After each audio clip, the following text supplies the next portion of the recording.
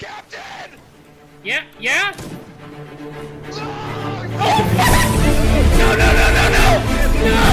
Dude, we have so much shit to go! Holy... As someone who's logged countless hours sailing the seas in Sea of Thieves, the reveal of Sand, and especially the first glimpses of gameplay, really caught me off guard. Sand looks incredible. It checks every box for fans of open world co-op adventures. It has massive maps, vehicle-based travel, a thriving multiplayer focus, stunning visuals, and a world that actually feels alive. And it made me pause for the first time and ask myself, with both games offering chaos, exploration, and community-driven stories, could Sand actually kill Sea of Thieves?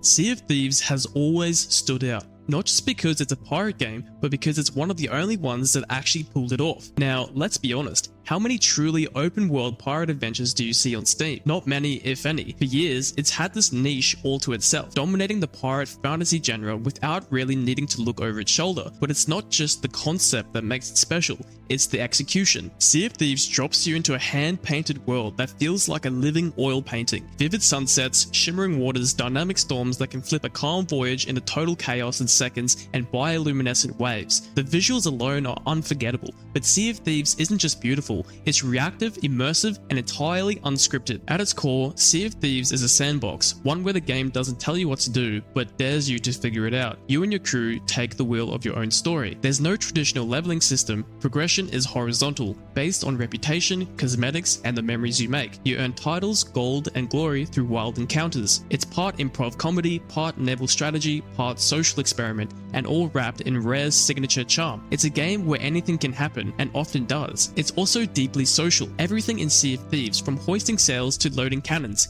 it's built around teamwork. A solo player can survive, but a full crew working in sync is where the game truly shines, and that's what made it so enduring. The stories players walk away with, the betrayals, the alliances, the accidental disasters, every moment is uniquely yours. But one thing Sea of Thieves has never had is real competition. Okay, so remember Skull and Bones? That was Ubisoft's long-awaited pirate game which finally dropped on February 13th, 2024, 6 years after Sea of Thieves set sail in 2018. It was supposed to be the big one, the definitive pirate experience, the game that would finally deliver a grittier, more realistic take on naval warfare. Built off the success of the ShipCombat in Assassin's Creed Black Flag, it promised intense tactical battles, resource management, and ruthless PvP encounters, all set in the treacherous waters of the Indian Ocean. But the road to release was a disaster. The first revealed 2017 Skull and Bones quickly became infamous for its development hell, plagued by internal reboots, shifting creative visions, a rotating cast of directors, and ballooning budgets. The original concept changed so many times that by the time it finally launched, it felt like a Frankenstein of ideas, an MMO light with outdated service-like mechanics, grind-heavy progression, and very little actual pirating. There was no boarding combat, no real freedom to explore the islands, and most of the gameplay loop revolved around repetitive fetch quests and naval skirmishes that got old fast. Critics and players alike were underwhelmed. The game was panned for being lifeless, overly grindy, and lacking personality and soul that make a pirate game fun. And despite Ubisoft's AAA backing, Skull and Bones flopped hard. In the UK, its physical launch sales were 4 times weaker than that of Sea of Thieves, and the player numbers reflected that. Today, Sea of Thieves continues to draw in a healthy 6,000 to 10,000 daily players, and for a game that released in 2018, that's amazing. Skull and Bones struggles to break 600 players these days, per day. That's not a shipwreck, that is a ghost ship. Now this is a clear example of Sea of Thieves holding its ground and defending its crown in a genre it practically created, proving to both itself and its players that it's still relevant, still evolving, and most importantly, it's still a lot of fun to play. But now, that magic is being challenged. A new contender has entered the arena, one that shares the same open world, multiplayer-driven DNA, but it's not set at sea. It's called Sand. And it's bringing the chaos to the desert instead of the ocean, with its own mechanics, its own aesthetic, and a completely different tone. Something that we should all note is that Skull and Bones was never a good game, and therefore we cannot consider it as legitimate competition against Sea of Thieves, but Sand is. Now, hear me out, I know Sand isn't a pirate game, but I think we can all agree it's the same type of game, and still a direct competitor. If you have described sand to your friends as like Sea of Thieves, then this further proves my point. If Sea of Thieves is all about sailing into the unknown, chasing treasure and chaos with your friends, then Sand is that same energy but dropped into a world where the oceans have vanished, the land is dry, and everything moves on legs instead of sails. It's the kind of freedom, the same kind of emergent storytelling, just told in a different language. Not pirates and cannonballs, but scavengers and steel titans stomping across endless desert. The world of Sand is called Sophie, a once ocean planet that has been turned into a vast, crumbling desert. Think Mad Max, but more grounded in a lost history than cartoon violence. The oceans are gone, the sand has swallowed everything, and all that's left are the ruins of a dead civilization and the people who came back to claim it. You play as one of those people, part of a desperate generation returning to a planet their ancestors once colonized, trying to carve out a place in the dust. Instead of ships, you pilot massive walking machines called tramplers. These are your home, your weapon, and your identity. It's like your galleon in Sea of Thieves, but more brutal. You can outfit them with turrets, cargo holds, armor, and build them up into moving fortresses with full customability. When you're crewing up with friends, each person can take on different roles. Gunners, drivers, scouts, and it's just like Sea of Thieves. Things can go sideways fast. A scavenging run can turn into a full-blown ambush, a peaceful trade can spiral into a desperate sprint for survival. It's the kind of game where stories happen, but not because the game tells them, but because you've lived them. What makes Sand really stand out is its atmosphere. Where Sea of Thieves is whimsical and colourful, Sand is heavy and weathered. It draws from old world European influences like the faded decadence of the Austro-Hungarian Empire and blends them with sci-fi decay. You'll see rusting brass, torn banners, and ancient tech half buried in the dunes. It's a world that feels exhausted, like it's been through too much, and that gives it its haunting kind of beauty. There are factions, stories, and NPCs that actually make the world feel alive. Ex-soldiers, mystics, scientists, all of them with their own reasons for being out there. Some are descendants of original settlers, others are mercenaries or just wanderers looking for something to believe in. And while there's lore, most of it is discovered through exploration and conflict, not cutscenes or dialogue trees. Like Sea of Thieves, Sand is a sandbox. No strict quest lines, no forced objectives, just you, your crew, your trampler, and a massive world full of opportunities and threats. Whether you're hunting rare resources, defending territory, or picking fights with other players, it's all up to you. The chaos is still there, it's just swapped out the sea breeze for dust storms and diesel smoke. In the end, that's why Sand is making people nervous, but in a good way. It's not trying to copy Sea of Thieves, it's trying to answer the same question in a completely different way. What happens when you drop a crew into a lawless world, give them a ship or a trampler, and let them decide what they want to be? Now you might be asking yourself, if Sea of Thieves has stood the test of time, there's no way Sand could hijack its player base. Well, I have bad news for you. Perhaps the reason Sea of Thieves has stuck around for so long is because it lacks competition. That, if given the option, its player base would turn to something else if it scratches the same itch. Because I think we are at the point where Sea of Thieves' player base is extremely unhappy, and it might not take much for them to jump ship. Because trust me, Sea of Thieves has some huge ongoing issues. Sea of Thieves was once a game that made you feel like a pirate in the truest sense. Not just sailing and sword fighting, but living a life of freedom, unpredictability, and discovery.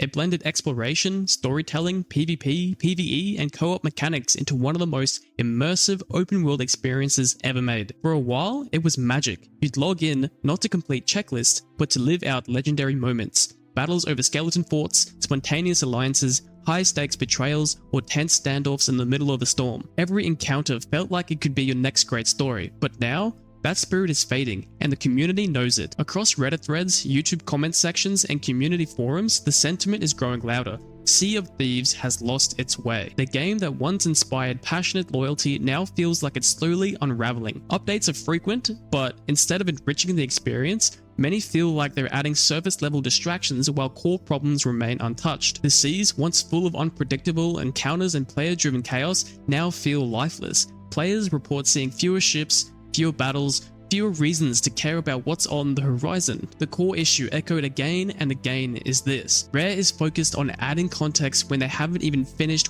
fixing what's already broken. Players describe a game that's held together with duct tape, riddled with bugs, poor server stability, input delays, and hit registration issues that ruin both PvP and PvE. Long-standing technical problems go unresolved update after update. Some players report crashes, memory leaks, invisible enemies, and basic actions like eating or firing a weapon failing mid-combat. Even microphone functionality, which is a fundamental feature for team-based play, remains bugged for many. Then there's the gameplay loop itself. What used to feel like sprawling emergent world now feels like a checklist of recycled content. Skeletons, phantoms, and reapers. The enemies haven't changed, and neither have the missions. Players describe it as doing the same 3 quests over and over again, just dressed up with different faction names or cosmetic flavors. And as many have pointed out, Rare's solution to this has been more cosmetics, more renown levels, more grind. No more meaningful systems. The economy is another point of frustration. Gold has become so inflated and functionally useless that treasure, the heart of any pirate fantasy, no longer matters. When players have millions of gold and nothing to spend it on but overpriced, recolored ship skins or pointless trinkets, the gameplay starts to feel hollow. Why fight for treasure when I already have more gold than I'll ever need and nothing worthwhile to spend it on? That is a serious question in a pirate game. When the thing you're meant to value most feels worthless, the whole fantasy collapses. The captaincy system, once highly anticipated, also fell flat. Players expected full customization of ship interiors, layout changes, meaningful ownership, but what they got were wall decorations and table ornaments, with the best features locked behind hours of grind. Meanwhile, features like adventures and guilds, designed to bring story and community interaction, are criticized for being shallow, poorly explained, or impossible to access without extensive group coordination. The lore has also slowed to a crawl. The world events feel empty, and even PvP, once one of the game's most thrilling elements, has been watered down into hourglass mode, criticized for isolating players from the open world, training chaos from the adventure mode, and turning seas into a bland series of disconnected 1v1s. What was once an unpredictable shared world has become a sterile, routine, dive in, run the same voyage, dodge or die for PvP and log out. Veteran players are leaving. Friends who once logged in weekly are now ghost ships on friend lists. And perhaps the most devastating part, Sea of Thieves still has the potential. The art style is still gorgeous. The music still stirs you. The sailing still feels amazing.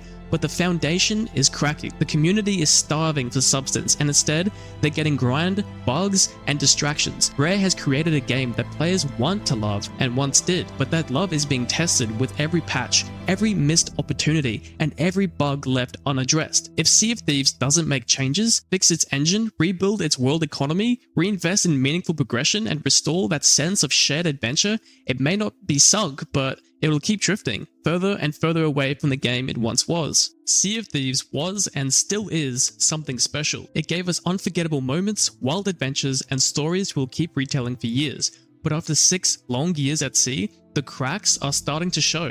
The magic isn't gone because the game lacks potential. It's fading because it stopped evolving where it matters the most. The system feels stale, the treasure feels worthless, and the world that once felt alive now drifts in silence. But now on the horizon comes Sand, a bold new challenger with something to prove. And here's the crazy part, it's not even finished. Sand is only launching into early access, it's still far from finished, and yet it looks ambitious, polished, and full of potential. The fact that it's generating this much excitement before launch, that says a lot. It doesn't need to copy Sea of Thieves, it just needs to understand what made it great and where it went wrong. If Sand can capture that same sense of unpredictable chaos, emergent storytelling, and player-driven adventure while delivering real progression, a meaningful economy, and a stable, responsive world, then yeah, it has a real shot. So will Sand kill Sea of Thieves? Honestly, if it can do what Sea of Thieves once did, and if its developers actually listen to their players and focus on what really matters, then